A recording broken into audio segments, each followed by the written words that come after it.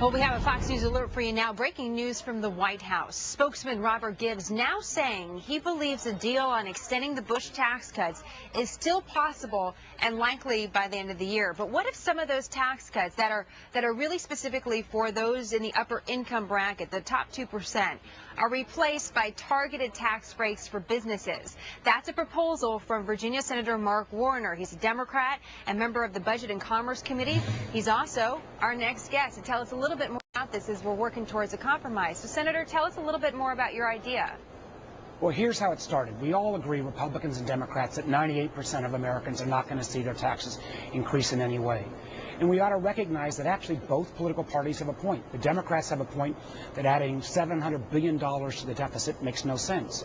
The Republicans have a point that taking money out of the economy right now while we're still in a recession makes no sense.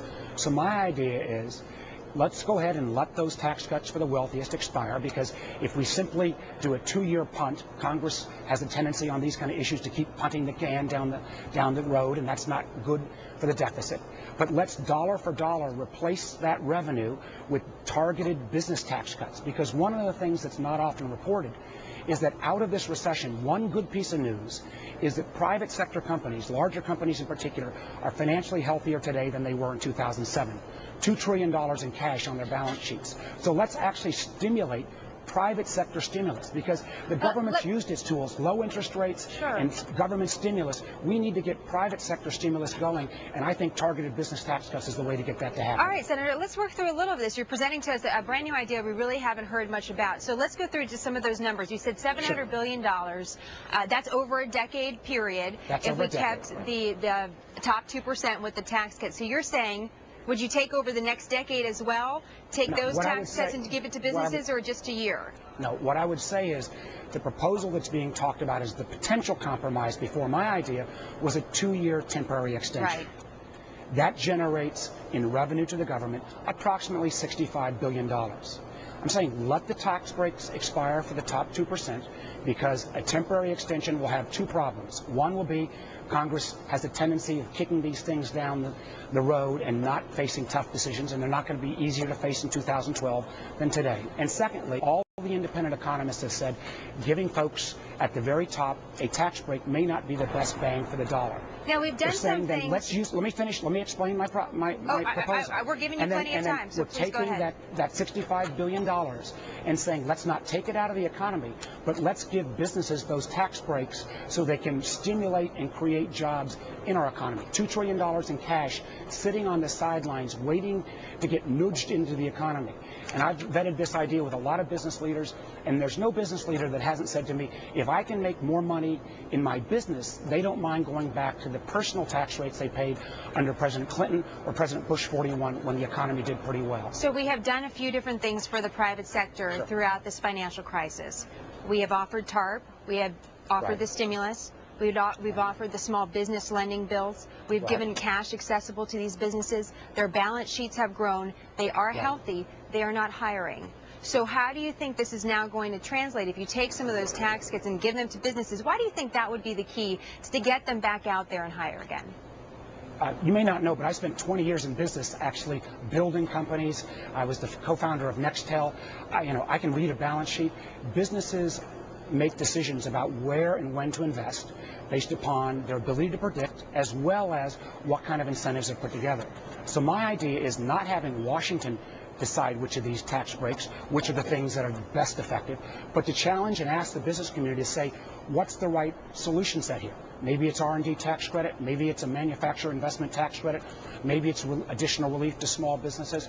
How can we get this money off the sidelines that's not getting much interest because interest rates are so low and reinvest it? I think there's a wonderful chance to engage with the business community and actually build a little collaboration rather than the kind of antagonism that has existed between Washington and business over the last 2 years with this kind of approach. So let's talk a little compromise that's set ahead. Everyone's returned from the midterm elections. When you're stepping back into the hallways, a lot of our viewers want to know, is the air of compromise there? Does it feel like there's some renewed energy and spirit among both parties, or does it seem like there's business as usual?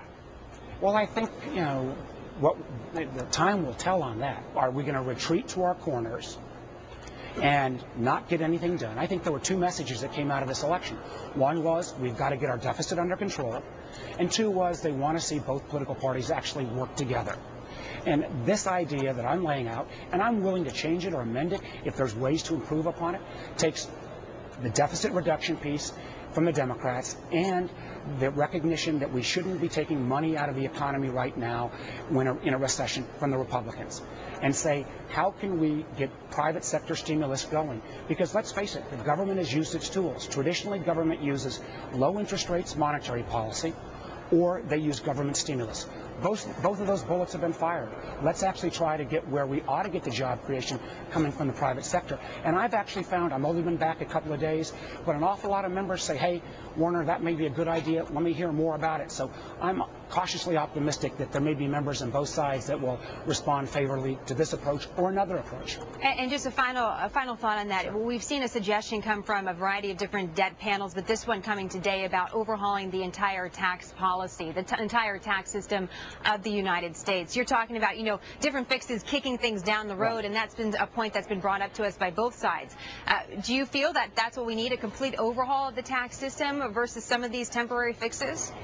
I do believe that this could be a bridge to a more permanent tax reform, which I agree with the Deficit Commission's approach, which says let's close off some of the exemptions and lower rates to make sure that America is competitive. Our business tax rate at 35% is not competitive with most of the other industrial countries in the world that have an average business tax rate of about 25%. We need to get these dollars reinvested in America. And, you know, that is, we're going to have to get to that. We're going to have to deal with in a way that is more than the campaign rhetoric. We're not going to solve our deficit crisis by simply eliminating earmarks, which I support, but it's going to take a lot more willingness to roll up our sleeves and look at both sides of the balance sheet, both spending and revenues. Senator Warner, we know you weren't feeling very well at the beginning of this week, and it must be tough to feel sick and then have these big national tax issues as well. So we're glad that you're feeling better and appreciate you joining us today. Look forward to talking to you again. Thanks for having me on. I appreciate it. Some new